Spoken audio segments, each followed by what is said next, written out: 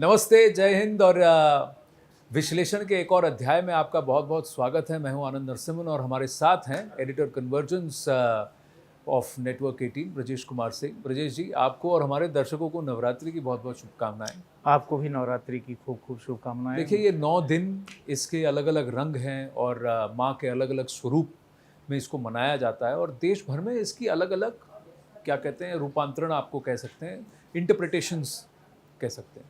पर मेरा प्रश्न आपसे ये है कि प्रधानमंत्री नरेंद्र मोदी जी का नवरात्रि के साथ क्या लगाव है? क्योंकि कहा जाता है पिछले 10 साल में जब भी वो जब से प्रधानमंत्री रहे तब से तो इतना सबको पता है कि 9 दिन ये उपवास रखते हैं, कुछ नहीं खाते हैं, and he had this discipline. जब वो यूएस के दौरे में भी गए थे तब भी।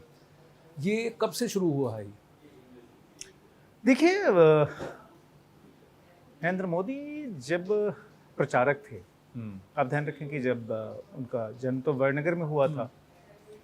आरंभिक शिक्षा जो स्कूली शिक्षा है वह वड़नगर में हुई। कॉलेज जो था उनका वो विसनगर में था, वो भी महसाणा जिले में उस वक्त होता था। विसनगर की खासियत ये है कि वहाँ उस कॉलेज ने गुजरात के 3 मुख्यमंत्री दिए। हाँ, शंकर सिंह वाघेला, हाँ, नरेंद्र मोदी तो थे ही, हाँ, और आनंदीबेन पटेल। आनंदीबेन पटेल, करेक्ट। तो उसके बाद से उनका अहमदाबाद आना हुआ और अहमदाबाद आने के साथ ही एक तरह से उनका संघ जीवन शुरू हो गया था, क्योंकि 1969 ये वो साल था जब वो अहमदाबाद आए थे। शुरू के कुछ वर्षों में जो उनका निवास स्थान रहा वह एक तरह से कह सकते हैं मोटे तौर पर जो अहमदाबाद का जगन्नाथ मंदिर रहा। विश्व हिंदू परिषद की स्थापना हुई थी गुजरात में, उसका कामकाज बढ़ ही रहा था। तो कुछ समय संघ भवन, जो कि मणिनगर इलाका जो है, जो कि बाद में जब वो मुख्यमंत्री बने तो उनकी अपनी असेंबली कंस्टिट्यूंसी भी रही, तो मणिनगर में संघ भवन या फिर जगन्नाथ मंदिर। लेकिन शुरू के कुछ वर्षों में जगन्नाथ मंदिर ही मोटे तौर पर, बिकॉज उस समय जो विश्व हिंदू परिषद का जो कार्यालय था वो जगन्नाथ मंदिर कैंपस के अंदर ही एक जो बिल्डिंग होती थी वही था। जाहिर है जब आप मंदिरों के इर्द गिर्द रहते हैं तो धर्म कर्म में आपकी रुचि रहती है। लेकिन नरेंद्र मोदी के साथ ऐसा नहीं था कि यह कोई अहमदाबाद आने के बाद हुआ। अगर आप उनकी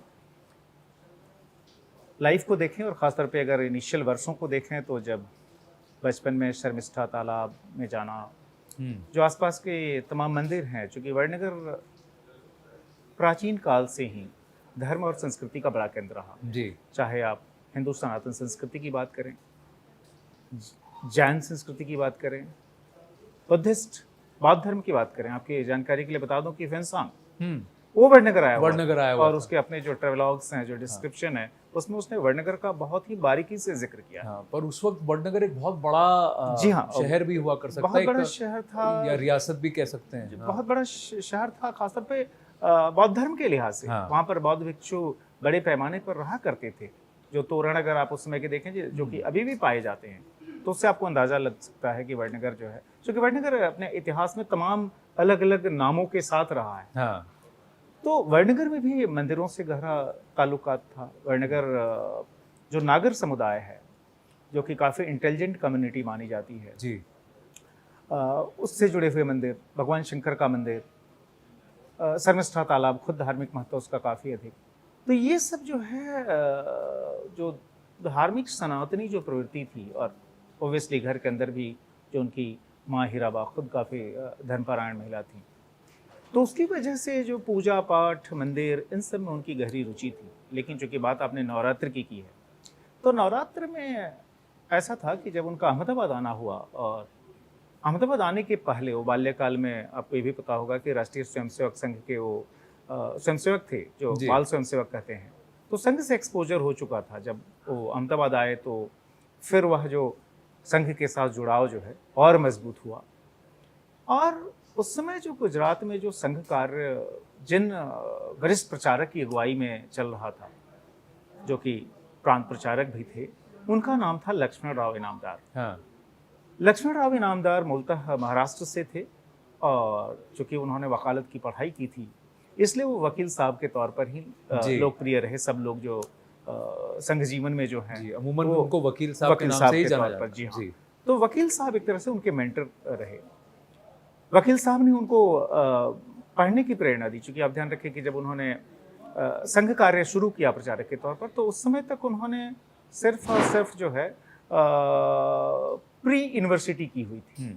आज के बच्चों को शायद प्री यूनिवर्सिटी का कॉन्सेप्ट नहीं पता होगा, क्योंकि जो नई शिक्षा पद्धति जो आई 1981 में, उसमें प्री यूनिवर्सिटी का सिस्टम खत्म हो गया। लेकिन आप ध्यान रखें कि उस जमाने में जो है 11वीं होती थी, उसके बाद से प्री यूनिवर्सिटी होती थी, फिर आपकी ग्रेजुएशन की पढ़ाई शुरू होती थी। तो प्री यूनिवर्सिटी उन्होंने की थी। वकील साहब की प्रेरणा से ही उन्होंने आगे जो है अपनी पढ़ाई की। ये बात ठीक है कि जो उनके आलोचक हैं, जो राजनीतिक विरोधी हैं, उनकी शिक्षा को का मजाक उड़ाते हैं कि नहीं वो बहुत ज़्यादा पढ़े लिखे नहीं हैं। लेकिन अगर रिकॉर्ड के तौर पे बताऊं तो वकील साहब की प्रेरणा से उन्होंने दिल्ली यूनिवर्सिटी से कॉरेस्पॉन्डेंस से बीए किया और फिर जो है उन्होंने एमए किया गुजरात यूनिवर्सिटी से एक्सटर्नल कैंडिडेट के तौर पर। वकील साहब ने उनको एक और चीज़ के लिए प्रेरित किया और वो था उपवास। वकील साहब का जो परिवार था मूल मराठी परिवार था, जैसा मैंने बताया आपको, महाराष्ट्र से थे। उनके परिवार में उपवास की बड़ी लंबी चौड़ी परंपरा थी। और वैसे भी अगर आप हिंदू जीवन पद्धति देखें, सनातन संस्कृति के अंदर उपवास की परंपरा रही है। अगर आप गांव में देखें, लोग एकादशी का व्रत तो बहुत रूटीन करते रहे। ये साइंटिफिक तौर पे इसको फिजिकल डिटॉक्स कहा जाता है, लेकिन उसको फिर एक धार्मिक पद्धति बन गई और फिर वो जीवनचर्या का एक अभिन्न अंग भी हो गया। और मुझे लगता है कि उसको धर्म से इसलिए भी जोड़ा गया ताकि जो है आप एक डिसिप्लिन के साथ उसको कर सकें। जी। तो वकील साहब से एक तरह से कह सकते हैं कि उपवास का जो गुण है वह नरेंद्र मोदी ने हासिल किया और यह शुरू हो गया उनके जीवन के तीसरे दशक में। आप ध्यान रखें कि जब वो अहमदाबाद आए तो वो 19 साल के थे, चूंकि 1950 का उनका जन्म है, 69 में आए। तो मोटे तौर पर जो तमाम जो संघ के जो वरिष्ठ प्रचारकों से बातचीत होती है, जो पिछले 20-25 वर्षों की मेरी बातचीत है, उससे ये निकल कर आया कि 25-26 साल की उम्र में नरेंद्र मोदी ने, जो कि उस संघ के प्रचारक वह बन चुके थे, उन्होंने नवरात्र के मौके पर उपवास करना शुरू कर दिया। और मां शक्ति में जो है उनकी आस्था काफ़ी है और इसके आपको इतने अधिक प्रमाण हैं उनके जीवन में। तो यानी करीब 50 दशक से तो हो गए, 5 दशक तो हो गए, यानी 50 वर्ष हो गए और 5 दशक हो गया कि नरेंद्र मोदी जी ने ये उपवास का जो एक क्रम है इसको छोड़ा नहीं। तो और इसको वो एक डिसिप्लिन जैसे फॉलो, ऐसा नहीं है कि 1 साल रख लिया 1 साल नहीं रखा। और क्योंकि नवरात्रे बहुत सारे हैं हमारे देश में। नहीं, और आप साल की बात ना करें, साल में 2 बार। हाँ, साल में 2 बार। मैं वही आ रहा था कि एक शारदा नवरात्रि और एक चैत्र है, तो दोनों में वो रखते हैं। अच्छा। तो अच्छा, दूसरा, चूंकि आप ध्यान रखें कि उनके जीवन का शुरुआती काफ़ी समय जो है वो गुजरात में बीता और गुजरात में जो मौसम है वह मूलतः गर्म मौसम है। वहाँ पर ठंड का मौसम शायद हार्डली 2 महीने के लिए भी नहीं होता। आप एज्यूम करने के लिए कह सकते हैं कि दिसंबर और 5 जनवरी के 1-2 हफ्ते, लेकिन वो भी नहीं, एक तरह से मोटे तौर पे गर्मी ही पड़ती। और उस गर्मी के समय में प्रवास, आपने अभी जब शुरुआत की तो कहा कि जब वो अमेरिका गए थे और उन्होंने, मुझे याद है चूंकि मैं उसका विटनेस हूँ, 2014 में नरेंद्र मोदी ने बतौर प्रधानमंत्री पहली बार जब अमेरिका की यात्रा की थी। और मैं बतौर प्रधानमंत्री इसलिए कह रहा हूँ क्योंकि जब वह बीजेपी में सक्रिय थे, जब बीजेपी के नेता थे, उस दौर में कई बार वो अमेरिका जा चुके थे। तो ऐसा नहीं था कि अमेरिका वो पहली बार तब गए जो देश के प्रधानमंत्री थे, लेकिन बतौर प्रधानमंत्री जो अपनी पहली यात्रा उन्होंने की थी सितंबर 2014 में, उस समय अमेरिका के राष्ट्रपति जो है बराक ओबामा थे। तो यूएनजीए की मीटिंग न्यूयॉर्क में हुई थी। उसके बाद से मुझे याद है कि उसी रात हम लोग वाशिंगटन डीसी पहुंचे थे, जहां व्हाइट हाउस है, अमेरिकन प्रेसिडेंट का अपना आधिकारिक आवास। प्रेसिडेंट ओबामा ने नरेंद्र मोदी के सम्मान में रात्रि भोज का आयोजन किया था जी। और मुझे आज भी याद है कि उसके मेनू को लेकर जो है सो बड़ी क्यूरियोसिटी थी कि आखिर क्या परोसा गया, क्योंकि जिस मेहमान के लिए आपने रात्रि भोज का आयोजन किया था, जब वो रात्रि भोज खत्म हुआ उसके बाद से फिर सूचना आई कि जो मेहमान है, जो मुख्य मेहमान है, जिसके सम्मान में रात्रि भोज का आयोजन किया गया, उसने कुछ नहीं खाया था क्योंकि उस समय नवरात्रि चल रही थी। सिर्फ और सिर्फ जो है नरेंद्र मोदी ने खिचड़ी खाई थी। खिचड़ी नहीं, खिचड़ी तो कोई खिचड़ी नहीं, सिर्फ पानी पिया था। चूंकि नरेंद्र मोदी के जो उपवास की विशेषता है वो मैं ये बता दूं, इस देश में उपवास के भी अलग अलग तरीके, कई सारे बड़े आसान के ज्यादा खा लेते हैं। नरेंद्र मोदी का जो उपवास है वो प्योर उपवास है, सिर्फ और सिर्फ पानी। आप समझें कि पानी पीकर कभी कभार मुझे लगता है कि दिन में पूरे दिन वो पानी पीते हैं उपवास के दौरान, उसमें शायद 1 या 2 मौके ऐसे होंगे जब वो नींबू उसमें मिला लेते हैं, अदरवाइज ये पानी ही होता है। गर्मी के मौसम में पानी पीना, वो भी गर्म पानी पीना, और गर्म पानी क्यों, आप इसका भी ध्यान रखें कि अगर आप उनकी पॉलिटिकल जर्नी को देखें तो ज़्यादातर जो नवरात्र का जो समय आया है वह किसी न किसी बड़े चुनाव का मौका रहा है या फिर कोई दौरा रहा है। तो आप कैलेंडर को अगर उठा के देखेंगे तो ऐसा नहीं कि उपवास की वजह से नरेंद्र मोदी जो है कोई आराम से, चूंकि खा पी नहीं रहे हैं तो घर में बैठे हुए हैं, शरीर कोई कमजोर हो गया है। नरेंद्र मोदी की सबसे बड़ी खासियत ये है कि उनकी दिनचर्या पर उनके उपवास का कोई फर्क नहीं पड़ता। उनकी दिनचर्या वैसी ही रहती है, बल्कि मैं आपको बताऊं कि काफ़ी रिगरस हो जाती है। गुजरात में कई सारे इलेक्शन मैंने वो कवर किए जब मैं वहाँ था, जब नरेंद्र मोदी का अपना नवरात्र का उपवास होता था और उस समय वो फुल फ्लेज कैंपेनिंग कर रहे होते थे, दिन में जो है 8-8 पब्लिक मीटिंग करना। तो आप इससे अंदाज़ा लगा सकते हैं कि क्या अपनी बॉडी पर नरेंद्र मोदी का कंट्रोल है, कि चाहे संघ के प्रचारक रहे हों, चाहे बीजेपी के नेता रहे हों, चाहे गुजरात के मुख्यमंत्री रहे हों, या फिर 2014 से देश के प्रधानमंत्री हैं, उनका जो ये उपवास का सिलसिला है नवरात्र के मौके पर, और अगर आप जोड़ लें तो ये 9-18 दिनों का उपवास है हर साल। उसमें वो पूरे दिन सिर्फ पानी पीते हैं और शाम में थोड़ा सा फलाहार नो फलाहार, तो 9 days ओनली वाटर।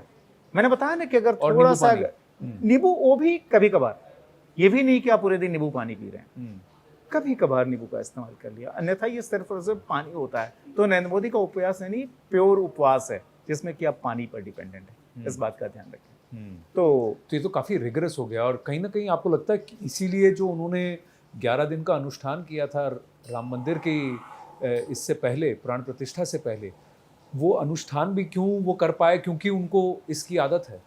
मोदी के लिए सहज है, मोदी के लिए सहज है। आप देखिए सनातन संस्कृति में 1-2 दिन के उपवास का ट्रेडिशन तो रहा है, लेकिन जो ये 9 दिन का जो उपवास है, आप वैसे भी ध्यान रखें। मैं कहता हूँ कि इस देश के पॉलिटिकल स्पेक्ट्रम को देखें, आप बड़े नेताओं को देखें, कौन सा नेता आपको याद आता है जो कि 9 दिन का उपवास करता हो, वो भी सिर्फ पानी पे रहता हो, सिर्फ जलाहार जो है। आपको याद करने में दिक्कत आ जाएगी जी। यहाँ तक कि गुजरात में, यहाँ तक कि संघ जीवन में जो लोग हैं, जो प्रचारक हैं, उनमें भी गिने चुने शायद प्रचारक होंगे जो कि इस तरह का रिगरस उपवास करते होंगे। जैन फिलॉसफी में है इस तरह के उपवास की परंपरा, और पर्युषण की परंपरा में तो और ज्यादा रिगरस हो जाता है, जल भी छोड़ आप दिया जाता है। 8 यानी 8 दिनों का या फिर महीने दिन के लिए करते हैं, लेकिन सनातन संस्कृति में इतने लंबे उपवास की परंपरा बहुत कम है, और जो लोग इसको फॉलो करते हैं। दूसरा जो है, मुझे लगता है कि शायद वो इसलिए भी कर पाते हैं, और मैं आपको एक इंटरेस्टिंग कहानी बताता हूँ। आपको याद होगा कि अन्ना हजारे ने 2010 में इसी दिल्ली में उपवास किया था, करेक्ट, लोकपाल की डिमांड के साथ, करेक्ट। मुझे याद है कि नरेंद्र मोदी ने, उसमें गुजरात के मुख्यमंत्री थे, उन्होंने अन्ना हजारे को एक चिट्ठी लिखी थी, और उस चिट्ठी में उन्होंने लिखा ये था कि आपकी तरह मैं भी उपवास पर हूं, मैं भी मां जगदम्बा की आराधना कर रहा हूं। तो इस तरह के अपने उपवास को लेकर, नवरात्र के उपवास को लेकर बहुत खुलकर उन्होंने लिखा हो या बोला हो, इसके भी गिने चुने उदाहरण है। ये एक उदाहरण जो मेरे ध्यान में आता है, मैंने आपको तुरंत बता दिया। तो एक मैं आपसे जानना चाहता हूँ, वन की ये रिगर उन्होंने फॉलो किया, कोई खास वजह है कि वो इसको फॉलो करते हैं? ये अपने निजी फेथ के लिए फॉलो करते हैं, या फिर किसी ने उन्हें कहा कि आप इसको छोड़िए मत, तो इसीलिए नहीं छोड़ते हैं? मुझे लगता है कि शक्ति के बहुत ही बड़े उपासक हैं। शिव के उपासक थे, ये तो जग जाहिर है। अब शक्ति के उपासक हैं, ये आप बात कर रहे हैं। मैं आपको कुछ इंडिकेशन देता हूँ। आप ने नरेंद्र मोदी की कलाइयों को ध्यान से देखा है? उनकी एक कलाई में हमेशा घड़ी बंधी होती है। हाँ जी। दूसरी कलाई में आपने क्या बंधे हुए देखा? उल्टा बांधते हैं ना हम लोग, सब फेस ऊपर रहता है, उनकी घड़ी का फेस उल्टा होता है। लेकिन जो उनकी दूसरी कलाई होती है, उसमें क्या बंधा होता है, कभी आपने ध्यान दिया है? एक लाल धागा है। नहीं, लाल नहीं, काला धागा है। और कोई एक धागा नहीं, करीब 8-10 धागों का वो गुच्छा होता है। गुच्छा होता है। आपकी जानकारी के लिए बता दूं कि वह जो बंधन है, वह मां शक्ति का प्रसाद है। अच्छा। अब आप कहेंगे कि देश के किस मंदिर से वो आता है? ये अपने आप में रहस्य है। अच्छा।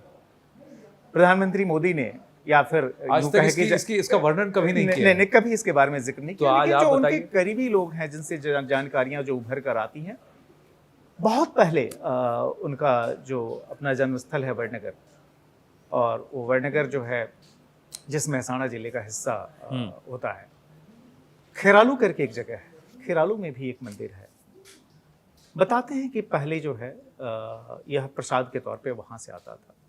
अच्छा, फिर तो वहाँ देवी का मंदिर है जी खेरालू। हाँ, फिर जो है आपने ध्यान अगर आप रखें तो जब ये गुजरात के मुख्यमंत्री थे और वो बहुत लंबा कार्यकाल था, आपको ये भी ध्यान रखना होगा कि गुजरात के इतिहास में जिस गुजरात की स्थापना 1960 में हुई, उसके लॉन्गेस्ट सर्विंग चीफ मिनिस्टर थे नरेंद्र मोदी। हाँ, अक्टूबर 2001 यानी 7 अक्टूबर 2001 को उन्होंने गुजरात के मुख्यमंत्री पद की शपथ ली थी और उसके बाद से जो है वो चार्ज उन्होंने सीधे जो है आकर मई में, वो भी 2014 में जब उनको पदनामित कर दिया गया भारत के राष्ट्रपति की तरफ से प्रधानमंत्री प्राइम के लिए, मिनिस्टर तब डेजिग्नेट जाकर थे, हाँ, उन्होंने रिजाइन किया था। था।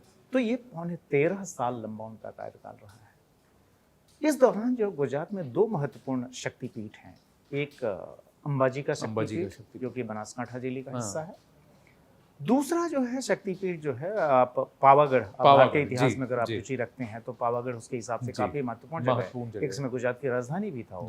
उस पावागढ़ में भी शक्तिपीठ बताते हैं कि पावागढ़ मंदिर जो कि शक्ति की आराधना का ही केंद्र है, शक्तिपीठ है, वह माँ जगदम्बा की ही वहाँ पर पूजा होती है।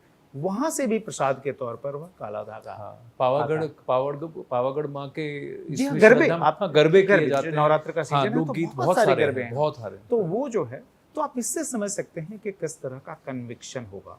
दूसरा, जैसे कई बार गहन चुनौतियां आई नरेंद्र मोदी के जीवन में, कई लोगों ने कहा कि आप यह यज्ञ करवा लीजिए, यह मंत्रोच्चार करवा लीजिए, इस सिद्धपीठ पे पाठ करवा लीजिए, लेकिन मोदी की जो स्टैंडर्ड जो रेस्पॉन्स हमेशा इसको लेकर रही कि माँ जगदम्बा मेरे साथ है, अगर वो मेरे साथ हैं तो फिर मुझे किसी से भी डरने की जरूरत नहीं है, मेरी राह में आने वाली हर बाधा दूर हो जाएगी। तो इतनी जबरदस्त जो है उनकी आस्था है माँ जगदम्बा में। हाँ, देखिए इसमें इंटरेस्टिंग बात यह है ब्रजेश जी कि काशी विश्वनाथ में और फिर वहाँ केदारनाथ में भोले बाबा के आराध्य वो दिख रहे थे पूरी तरह से कि किसने विलीन होकर वो पूजा कर रहे थे और वहाँ पर अपना उनकी भक्ति दिख रही थी।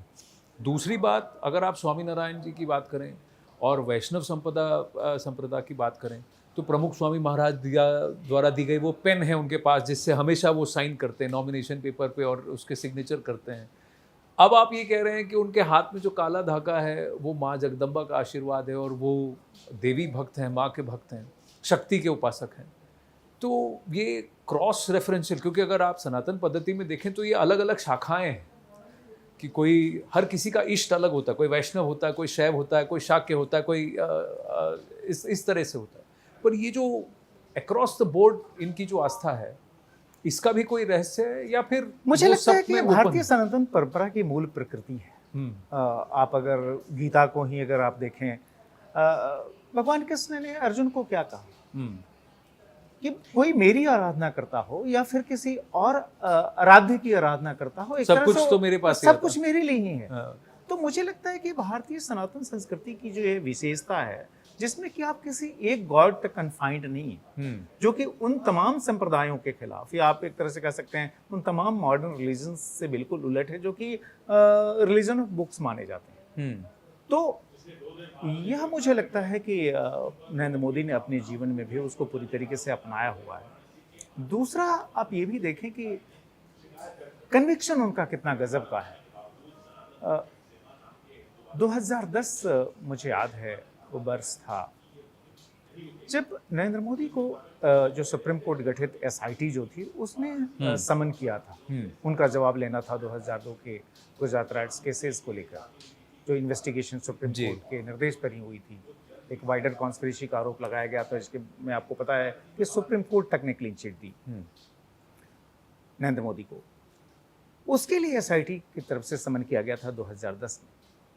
और आप ध्यान रखें कि जब राहुल गांधी को जब ईडी बुला रही थी उसमें कितने उन्होंने बहाने लिए थे, करेक्ट, कितनी बार ना हाजिर होने के लिए उन्होंने क्या क्या बहाने नहीं।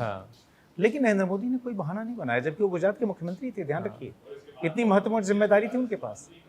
पहले समन पर उन्होंने कहा कि मैं आऊंगा, और जो तारीख पहले दी गई थी उसी तारीख को एसआईटी के सामने हाजिर हुए। 11 बजे आए, 11 से लेकर शाम के 7 बजे तक लगातार उनकी क्वेश्चनिंग चलती रही नरेंद्र मोदी थके जी। नहीं। और ध्यान रखिए वो सामान्य दिन नहीं था, नवरात्र का समय था। नवरात्र का समय था।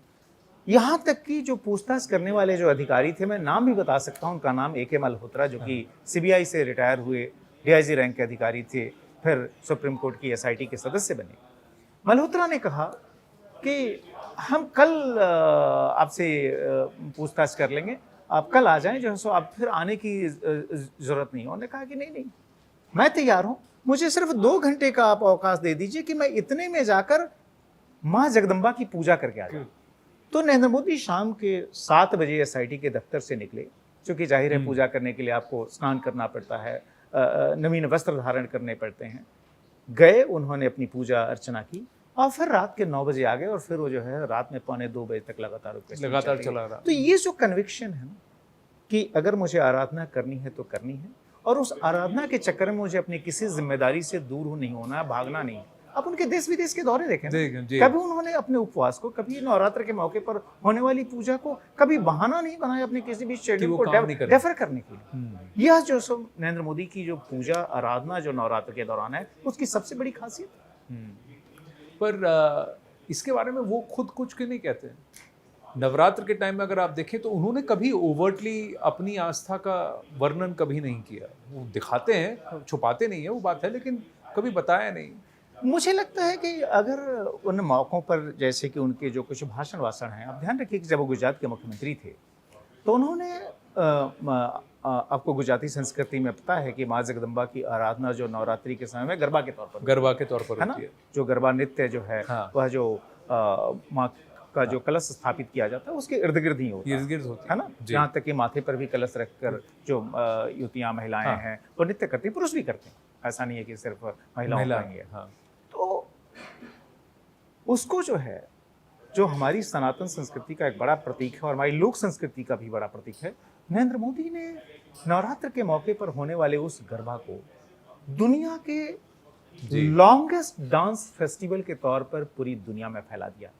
और इसका परिणाम ये हुआ कि न सिर्फ गुजरात में टूरिज्म बहुत तेजी से उस मौके पर बढ़ा, बल्कि पूरी दुनिया आज गरबा कर रही है। आप टोक्यो से लेकर और आप नेपिटो चले जाइए, और नेपिटो से लेके ब्रसल्स चले जाइए, और ब्रसल्स से लेके लंदन चले जाइए, लंदन से लेके आप शिकागो चले जाइए, पूरी दुनिया में गरबा होता है। तो गरबा जो है एक तरह से माँ जगदम्बा की आराधना का जो रिचुअल कर सकते हैं, वह जो है पूरे वैश्विक लेवल पर जा चुका है। और इसको प्रमोट करने में भी नरेंद्र मोदी ने बड़ी भूमिका निभाई जब वो खुद गुजरात के मुख्यमंत्री थे। तो अच्छा, जाते जाते समय अल्प है, तो नरेंद्र मोदी जी के बारे में और नवरात्र का जो कनेक्शन है ये तो आपने बताया, पर आप इतनी सारी गहन उनकी बातें जानते, कभी उन्होंने आपको प्रेरित किया कि 9 दिन जलाहार करें नवरात्र के लिए? मुझे लगता है कि इससे तो उन्होंने मुझे मुक्ति ही दी है। कहा कभी कभार ये सवाल जरूर उन्होंने पूछा कि तुम थोड़े मोटे होते जा रहे हो, लेकिन जाते जाते आपको 2 और चीज़ें छोटी छोटी बताई हूँ।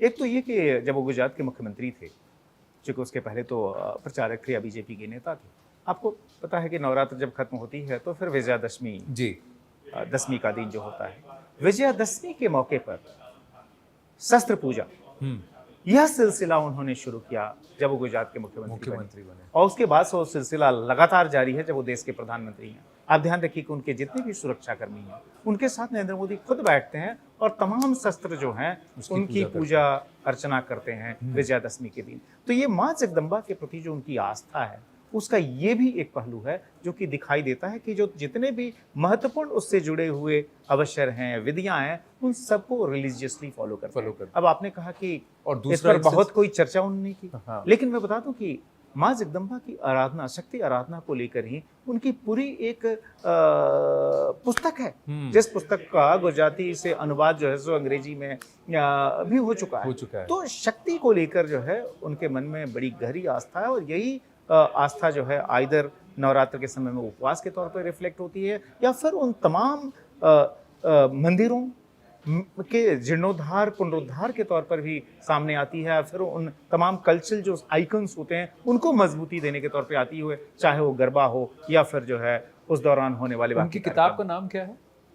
मेरे ख्याल से जो अंग्रेजी में ट्रांसलेट हुई है जो पुस्तक, उसका नाम मैं आपको ये बता सकता हूँ कि भावना सुमैया ने किया है उस किताब को अंग्रेजी में। उसका वर्णन किया है, जी उसको हाँ। उसको ट्रांसलेट किया ट्रांसलेट किया गुजराती से, जो गुजराती का। जी। हाँ, तो भावना सुमैया जी को तो हाल में पद्मा अवार्ड भी जी। दिया गया था। और वैसे भी जो अमिताभ बच्चन की ऑफिशियल बायोग्राफी लिखने के लिए भी वो जानी जाती है, बहुत जानी जाती मशहूर है। फिल्म जी क्रिटिक जी हैं। बिल्कुल। तो भावना सुमैया जी की इस किताब को तो पढ़ना पड़ेगा, है ना ब्रजेश जी। फिलहाल इस वार्ता को यहीं रोकते हैं, लेकिन कुछ बड़ी इंटरेस्टिंग बातें आपने बताई हैं कि नरेंद्र मोदी और नवरात्र का क्या कनेक्शन है, नवरात्र से ज़्यादा माँ जगदम्बा के साथ क्या कनेक्शन है। आपको भी फिर से एक बार नवरात्र की बहुत बहुत शुभकामनाएं। धन्यवाद। आपको भी ढेर सारी शुभकामनाएं और उन तमाम व्यूवर्स को भी शुभकामनाएं जो कि नवरात्र के इस अवसर पर देश और दुनिया के अलग अलग हिस्सों में है बिल्कुल। पूजा आराधना। 9 दिन धन्यवाद। जलाहार कभी करके देखिए।